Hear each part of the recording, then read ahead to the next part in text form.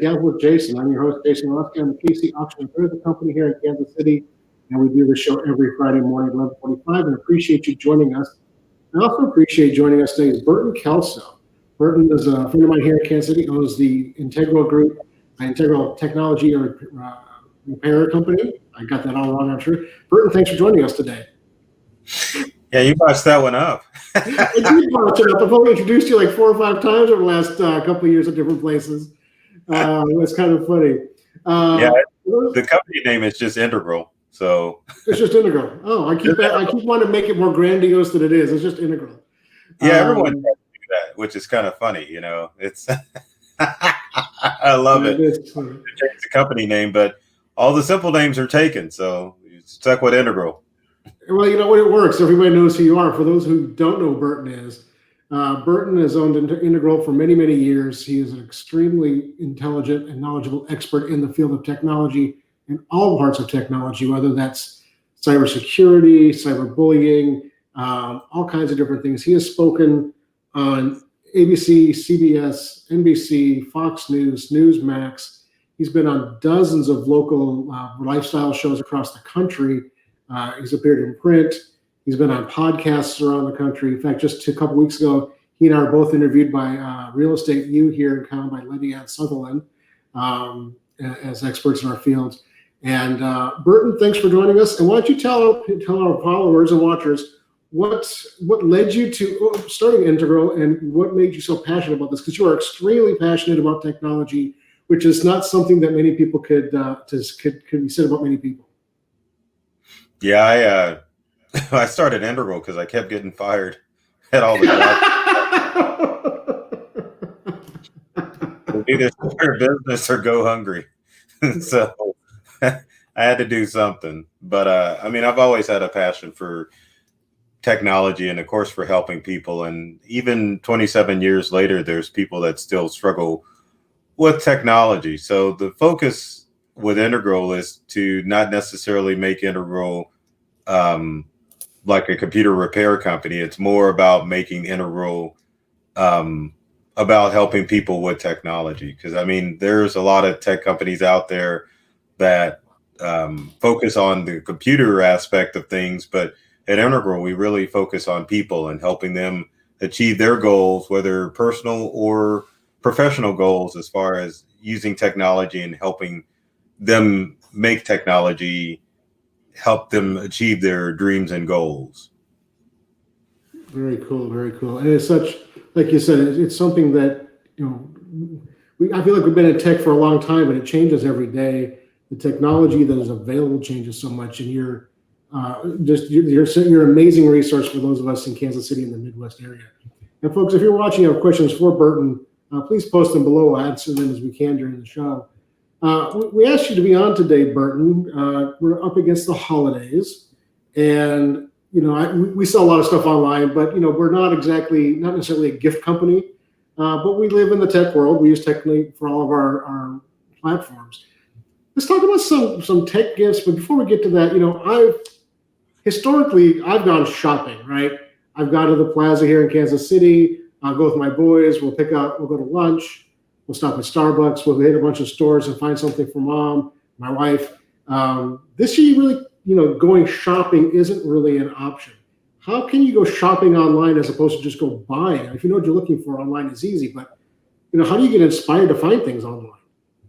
Well, I think the good thing is that with Cyber Monday becoming more popular and online shopping picking up, it's a lot easier to make that jump from going in your brick and mortar stores to shopping online. Your brick and mortar stores have definitely made it easier. You don't necessarily have to be stuck with going to Amazon. You can go to your own brick and mortar favorites like Walmart or Target or any store, courtesy of the internet and the app. I think many companies have kind of learned from the Blockbuster debacle. I mean, obviously, in my opinion, and I think a lot of people would agree, that Blockbuster should be the reigning streaming video service as opposed to Netflix. I mean, Netflix just came out of nowhere and took it over. But I think online retailers just kind of saw that, or brick and mortar retailers just saw that and said, hey, we need to come up with a hybrid solution so that we can continue to rake in the dough and make it a lot easier for people to shop online or in person. Yeah, absolutely. I think you're right. When you think of Blockbuster not being here, I mean, we grew up with it. Like that was Friday nights for Blockbuster, unless you actually went to a real movie. But that long ago, we didn't have money to go to the real movies regularly. Now we have kids, so we really can't afford it. And then before we get into the actual objects, there's some really cool objects on your list. I'm going to share that in a second. Cybersecurity is light years ahead of where it was even just a couple of years ago. What are some things people should be concerned about or be cognizant of when they're shopping online?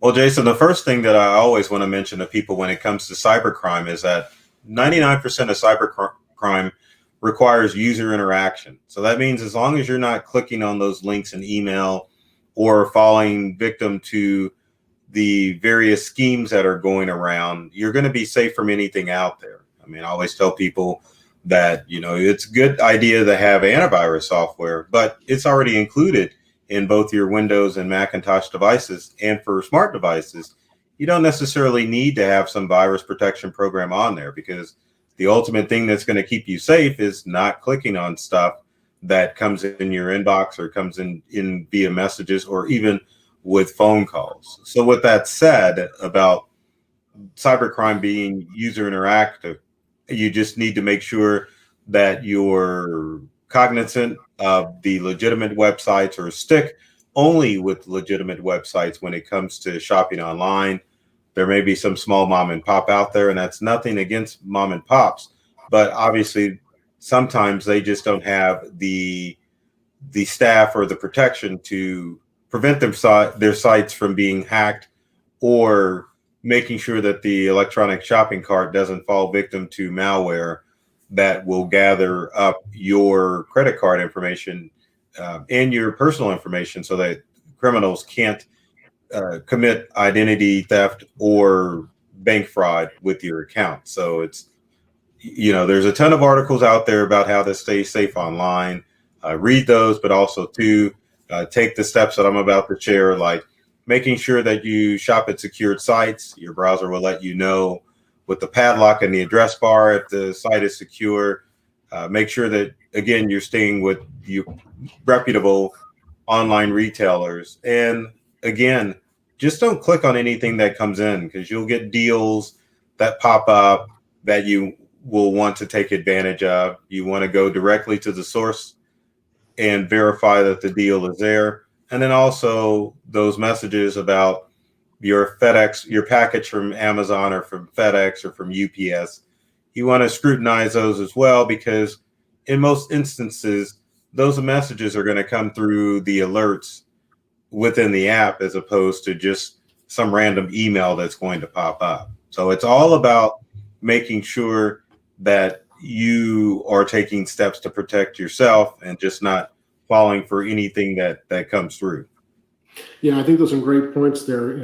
Make sure the site is secure, HTTPS, shop from reputable sources. And I'm a huge proponent for shopping local, but that, like you said, the mom and pops don't necessarily have the resources to do that.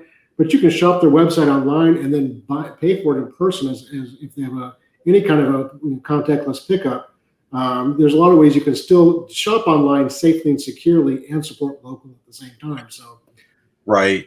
I was going to mention too, for brick and mortar retailers, especially the mom and pops. I mean, to be honest, Jason, there's really no reason why any mom and pop shop should not have a safe and reputable website, because there's so many tools out there that allow them to do that. I mean, you've got Wix, you've got Squarespace, you've got GoDaddy, Shopify is another one. So it's not that the mom and pop is having to host and secure the website. These online tools will allow you to do that. So if you're wanting to come up with more of a hybrid setup for your mom and pop business, you definitely need to look into services like Wix and Squarespace and Shopify, and make sure that your business is set up to do that, because you don't know how long we're going to be in this pandemic. So you definitely need to have a hybrid business model to make sure that people can come to you and that they can buy items online. Yeah, and like you said, all the website platforms, the services, all have the secure options available. And oftentimes you can't go to a website, especially to try and buy anything that it's not secure. You get warnings, this is not a secure website, and all those kinds of things. So if you have a shop, make sure you get those things taken care of, because we all want to support all we can this year. So let's talk about supporting businesses that sell cool tech kits. What are, you gave me a list. I'm going to post the list here in the comments. What are your top 2 or 3 or 4 things on this list, or things that didn't make the list that you're like, that should have been on the list and I forgot about it? Or what are some of the really cool things that you've seen this year? Yeah, that's an excellent question, because there are a couple of items that I did forget. So 2 items that you should get, especially pandemic based, are the Epson Echo Tank printer, and I think HP has the equivalent. I think they call it the Home Tank. But basically, these are inkjet printers that have a tank or tanks in them that allow you to refill it with ink, as opposed to going through those cruddy ink cartridges. Because we all know that most print companies or printer companies are in the ink business, not the printer business. But the Echo Tank from Epson and HP are showing that they're starting to try to get back into the printer business again. These cartridgeless or tank printers almost put your inkjet printer to the being able to produce as many printouts as a laserjet printer. And Really? yes, and they only come in all-in-one models, so you're going to spend at least $200 or a little bit more for the printer. But I mean, the ink in these things don't dry up, and they can last for, a year or 2, if not longer, just because, the cartridge doesn't dry up, or neither do the ink wells. And one of the good things about Epson's and HP's all-in-one printers is that not only can you print from your desktop computer and your laptop, you can also print from your smartphone and tablet, which is a good thing, because obviously not everyone's working on a laptop or a desktop computer. Many of us are using mobile devices, so it's a good idea to have a printer that allows you to print from every device that you own. I need to look into that for our business, because we go through so much ink, and you're right. It's like highway robbery. We have to buy ink, and we have to buy another cartridge after a month because we're printing so much in different places. So I want to look into these tank printers. That's a great tip. What about something else that people, maybe not so much business school related? Is there anything kind of fun, exciting? What's the fun thing on the list this year?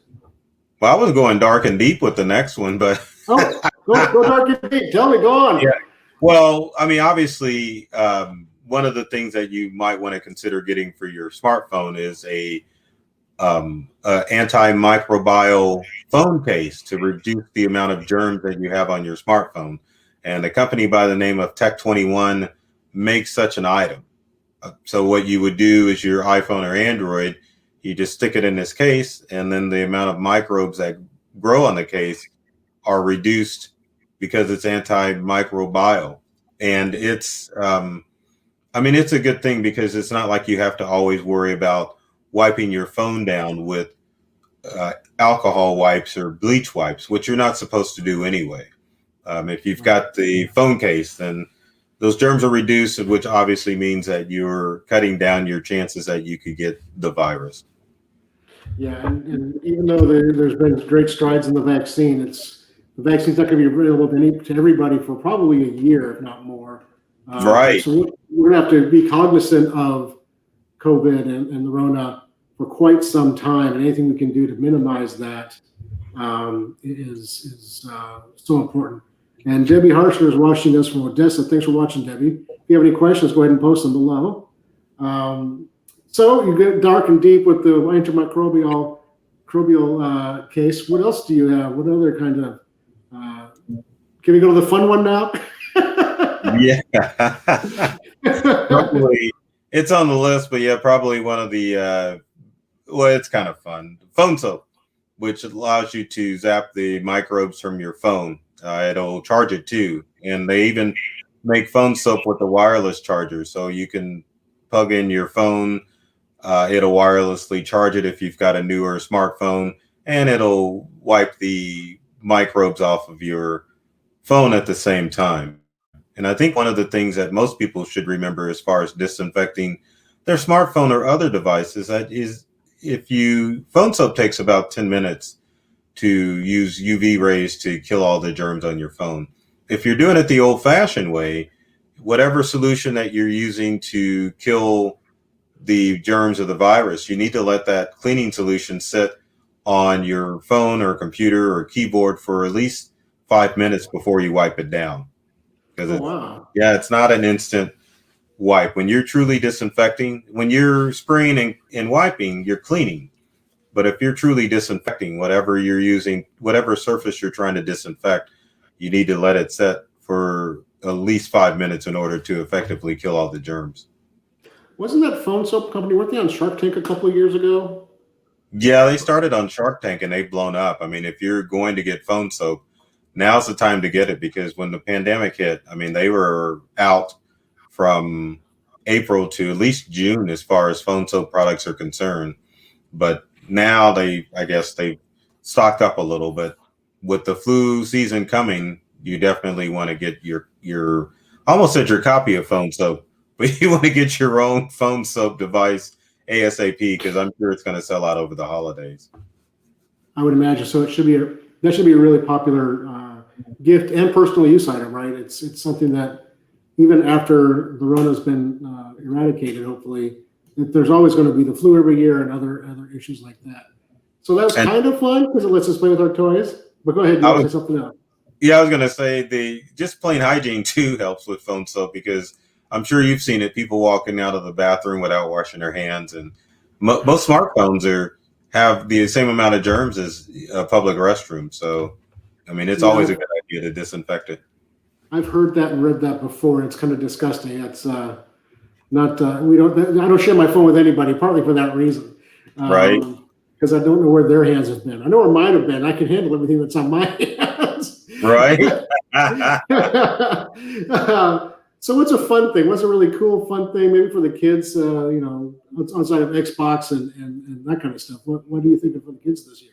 Now, there's two things I can think of. One is Botley 2.0, which is a STEM-based robot. If you get Botley, it will allow you to have your kid create STEM-based project. And for those of you who don't know what STEM is, it's science, technology, engineering, and math. So if you're wanting your kids to get some of those skills in, Botley is a great gift that will allow them to do that. It's there's a variety of things that you can do with Botley 2.0. You can have it go through a pre-programmed map or a maze. I think you can use it as just a standalone robot to maneuver around. But yeah, almost the sky's the limit of this type of stuff that you can do with Botley. And there's an app that you can interact with Botley that you can download for your kids on your smartphone and tablet and have them interact with Botley as well. Very cool. I think the proliferation of STEM related toys is such a cool thing, right? We had erector sets when I was a kid. We didn't have much like creating your computer. There's some science lab kits, but I think it seems like it's much more. There seems to be a lot more focus and emphasis on it, which I think is a good thing for kids today and our society going forward. Right. The other toy I was going to mention is the Tenoshi 2-in-1 tablet. Now, basically, the Tenoshi is an Android-based tablet that has a keyboard attached, but you can use it as a computer. You can use it as a tablet. It's got parental controls built into it. So it is definitely a great intro laptop. And they say it's for kids 6 to 12. But, I mean, it realistically could go to kid up in high school and even beyond, because, I mean, the sky's the limit with an Android tablet. It's got 32 gigabytes worth of storage data. So that's quite enough for anyone who wants to give a tablet to a kid for them to use. Because I think the problem with most tablets or most laptops is that parents spend too much money on say an iPad or a Samsung tablet. And of course, what's the kid going to do? They're going to break it. So if you know the Tenoshi, which is about $150, it's definitely going to be a great, robust tablet that any kid from 6 to I would say 6 to 20 years old or even older can use it. I mean, it's great and light and friendly. And I had one near me, but oh, here. Maybe one of your kids walked off with it. Well, I got one as a demo for one of the shows, but that's it. And then just to kind of show you how it works, if I can open a box. I mean, isn't that crazy? You know, you get on and it's like, well, I'm going to open this box up, and then it never happens. But let me set the original box down. And Tenoshi comes in boys blue or girls pink, but that's it right there. It's got a webcam on both sides like any tablet does, so that makes it robust in itself. But there it is. You can easily take the screen off, and that's it. You know, so now, how come it's only $150? You know, because it's not. I mean, because Android tablets aren't that expensive. I mean, you can think of an Amazon Fire. That's a Android-based tablet, and it only retails about $100. So, and it has about, I think your Amazon tablets have about 32 gigabytes of storage. So just think of it as an Amazon Fire tablet that has a keyboard with it. So that's why the price in it, I mean, that's why the price is so economical. Now, if you were getting Samsung or Apple, obviously you're going to be paying a little bit more. Right. This seems like a really good value for, like you said, that kid who hasn't had one yet. And you're absolutely right. They're going to break it. You know, I know that because you've had it out too, Jason, haven't you? Well, I've broken my own, for God's sakes. It's not a kid thing. It's a person thing. Right. And, kids are probably a little bit more prone to damaging their screens. Right. Because they're not writing the check. But, you know, for $150 for that first or even second device, I think that's a great option for a lot of people. Give your kids a fun thing they can play with and also learn with for school with virtual learning. I'm sure there's things they can use for the school with as well. Yeah, the good thing about the Tenoshi too, since it's Android based, any app that they make for an Android tablet is available. So you can use it as an educational tool. If you're homeschooling, you can use it for regular schooling. And then if your kids want to play some of the popular games for the Android, I mean, it's going to work for that. It's going to work for that as well. So, it's a very versatile laptop for a very reasonable price. I mean, there's no need to go out and spend $500 and $600 for a laptop or a tablet for your kid to use, knowing that they're going to break the darn thing. So, I highly recommend it. Well, I wish those had been around 6-7 years ago when I started buying from my boys. Now they expect the iPads. Right. I can't tell you how many we've been through as far as iPads with kids getting mad, and it's just crazy. Yeah, it really is. So, Burton, is there one or two other things you want to talk about? Anything else that's super exciting to you? Something you'd like to get if your wife is watching?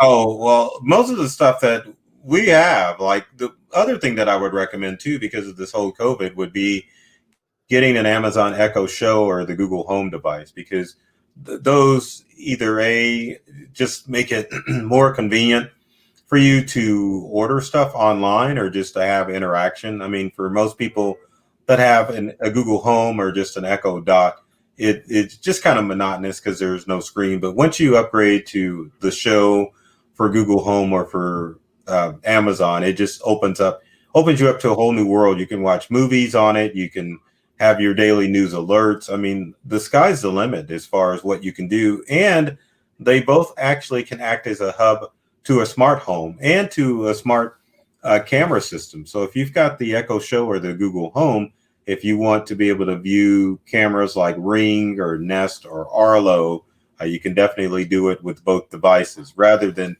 having to always pick up your phone and look at the app to see what's going on. I know with the Google Home, you can actually, if you've got a Fire Stick, you can actually tie your cameras into the Fire Stick with Google Home. So if you wanted to see what was going on at one of your Nest cameras or doorbell, you can just pull it up on your TV and you're able to see it. Oh, that's really cool. Same thing with I always forget who makes which stick, but with both sticks, the Amazon and the Google, you can definitely pull up your camera on your TV and see what's going on. That's a very cool option to have, and especially if you own a business that has cameras that you're not there, you can look at it from home on your screen while you're watching the Chiefs win beat the Raiders this weekend. Or any other show that you find appropriate to watch on your TV screen. Right, exactly. Well, Bert, thank you. I was going to say another cool tip would be the Roku Stream Bar, which is basically the smart speaker that's got Roku built into it. So people buy smart speakers because they buy a TV that's got horrible sound. So rather than having a smart speaker and a Roku device, they're all tied in together. And the smart speaker just makes a great gift, and it acts as a standalone Bluetooth speaker. So if you wanted to stream music from Pandora or whatever to the smart speaker, it's got Bluetooth built into it. Oh, very, very cool. That's some very cool stuff. Well, Burton, thank you so much for joining us, folks. If you want to contact Burton, his website's Call Intergral Now. You can also find him on pretty much every social media platform: Facebook, Instagram, Twitter, LinkedIn, and YouTube. I think he's on MeWe and Parler, or you have been. As a necessity. You have to know all the tools out there, right? Right. Are you on Pinterest? Yes, I am. You can always call their office at 888-256-0829 from anywhere in the country. I believe that's a toll-free number with the 888. And then if you want to talk to Burton about speaking on your TV show, podcast, interviewing him, BurtonKelso.com has his 2020 reel, has all kinds of information where he's been, what he can talk about. Like I talked about at the beginning, he can speak about dozens of different topics in the tech space. And I dropped questions on him today that we hadn't talked about before, and you can tell he knows this stuff so thoroughly, you can't surprise the man with a question. Burton, thank you so much for joining us. Thank you, Jason. You're welcome. And for those of you joining us every week here on Behind the Veil with Jason, I appreciate you checking us out. You can always get a hold of us at info@kcauctioncompany.com. Give us a phone call at 816-283-3633. Appreciate your comments below. If you have ideas for guests, go ahead and post them to us. Give that to us as well. We're always looking for new guests and interesting guests. And Burton, I like to close my show with a couple of different things. And since we're in November, Thanksgiving is next week, I'm asking my guests, what are one or two things that you're really thankful for this year? Oh, I'm thankful to be alive because, there's a lot of people that we've lost to the pandemic. And it's always good to, wake up from a bed rather than rising from a coffin, because you can achieve more from bed. That is true. That is true. No one wants to be the undead walking around trying to suck the blood from other people. So it's good to be alive because you're not. And y'all can tell that Burton has a great sense of humor. That's why I enjoy having him speak at our Rotary Club in here. Burton, thanks so much. I'm grateful as always for great guests like yourself. Thank you. My family and my business. Thank you so much, Burton. And we'll talk to you soon. And for everybody else, have a great weekend. Next week, we will not be doing it live. I will replay my interview with Dr. Britt Frank about estate trauma. This time of year, it's a huge concern for a lot of people. And it's a great conversation that we had. So thank you all so much for watching. Have a great weekend, and we'll talk to you soon.